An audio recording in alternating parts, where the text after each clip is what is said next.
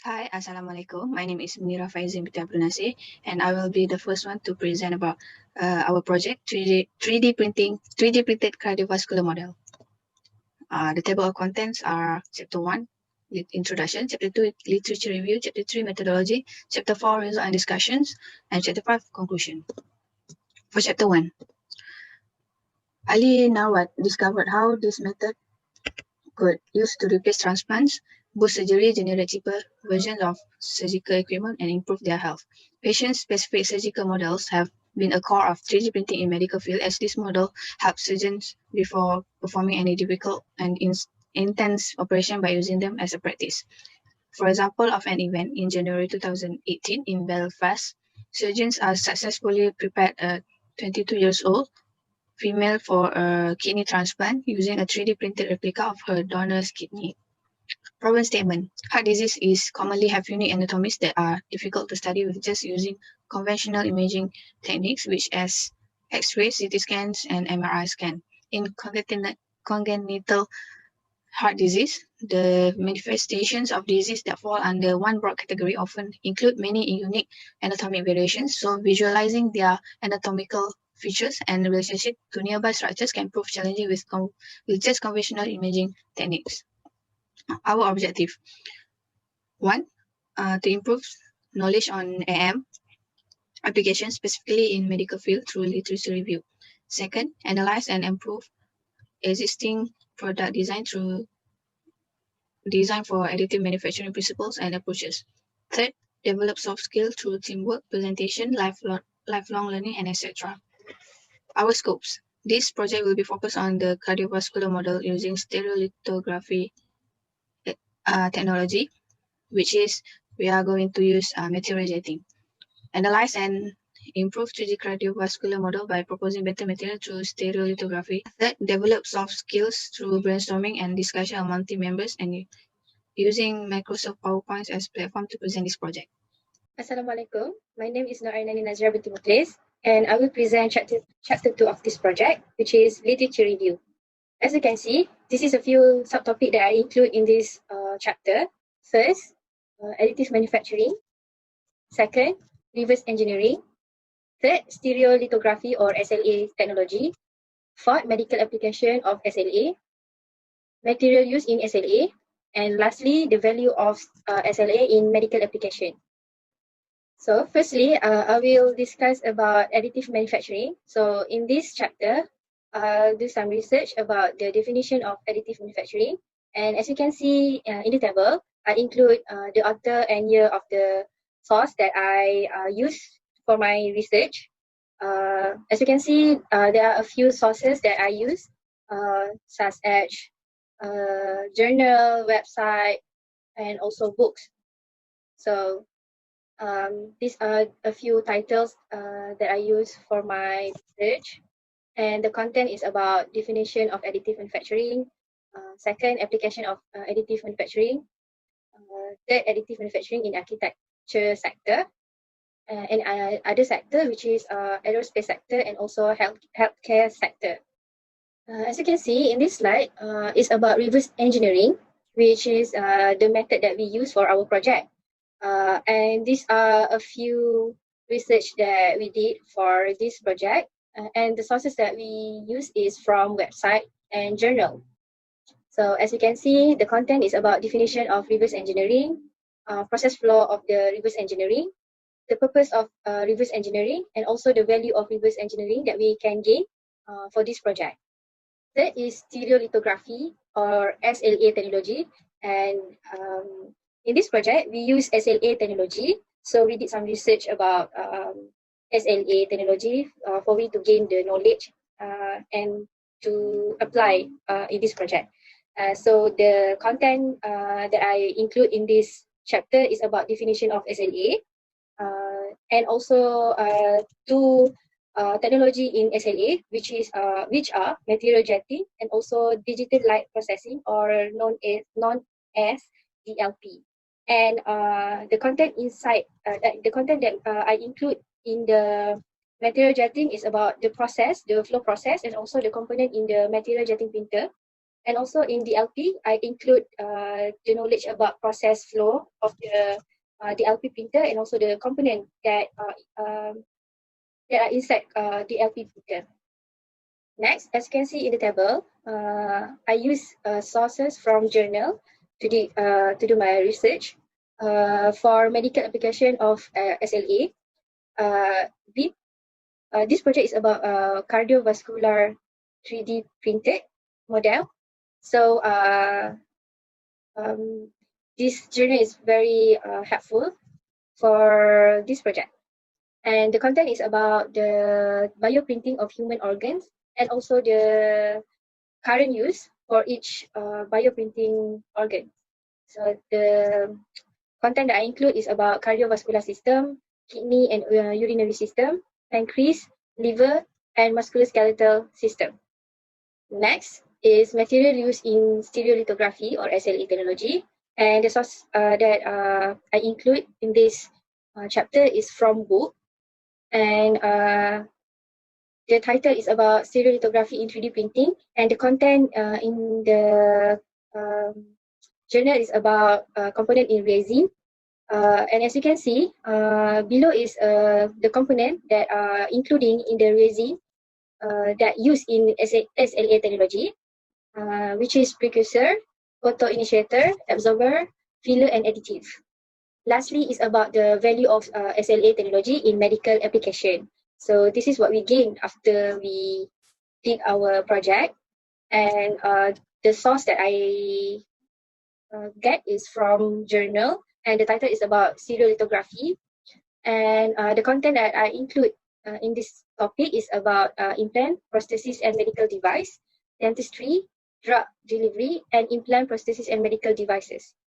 So all of these subtopics will have their own value after they apply SLA technology for each application. So that's all from me. Thank you. Assalamualaikum warahmatullahi wabarakatuh. My name is Muhammad FAHRUL RAZMI. My metric number is B0517101887. Today, I would like to present for our project, which is Chapter 3, Methodology. Reverse engineering is methodology for designing CAD model of physical component by digitizing an actual element, generating digital model, and then utilizing it to create a component. A group technique to quickly fabricate a scale model of physical parts and assembly using 3D CAD data. Integration of reverse engineering and rapid prototyping is being used for getting product to the market quickly by resolving a long-standing conflict between design and manufacturing. This method can help to extract design information from all product.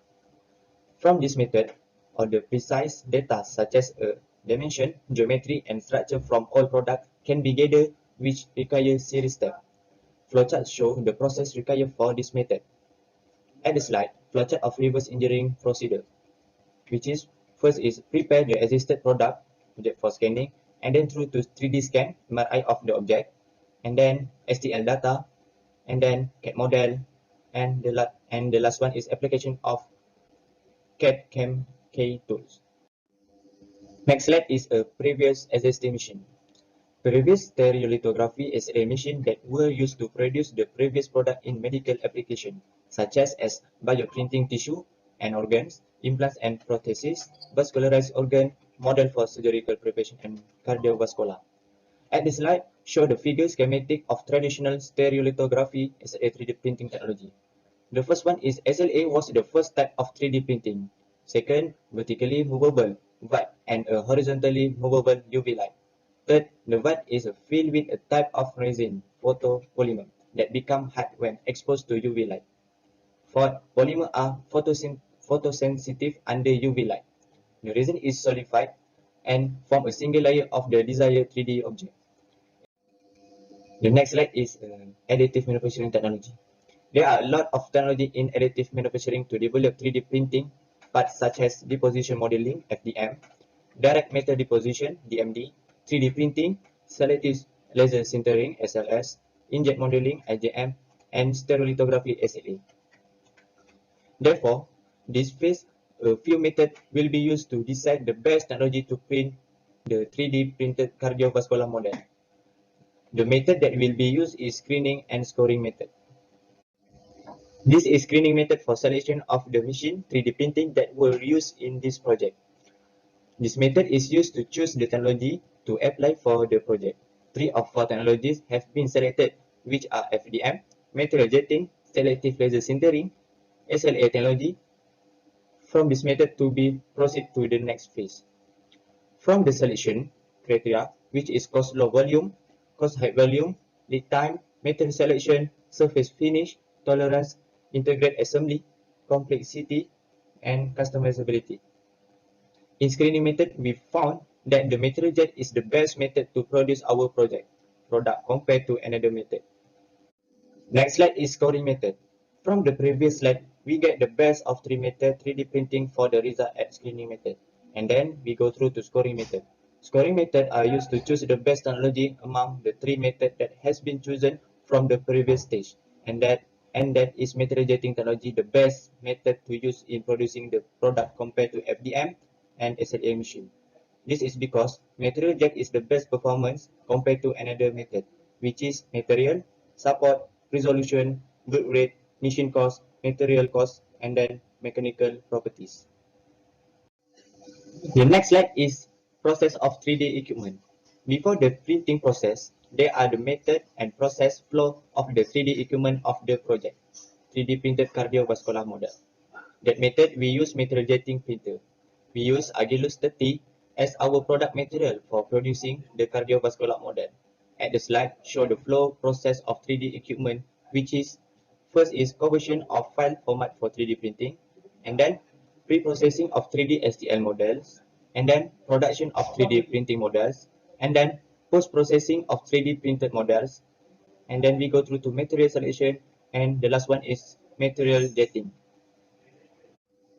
This is 3D printed cardiovascular model application. The first one is communicate with patient. Can teach the patient about the normal and abnormal structural heart condition. The second application is medical education. 3D printed cardiovascular model applied for medical residents and professionals, which enhance the hands-on surgical training for young surgeons. The last for methodology part is flowchart of the project. At the slide show the flowchart of this 3D printed cardiovascular model project.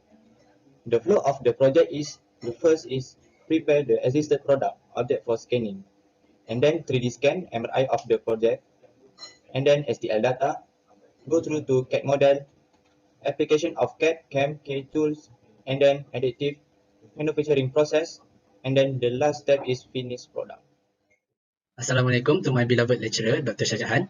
My name is FIKRI. I will explain the chapter 4 results and discussion.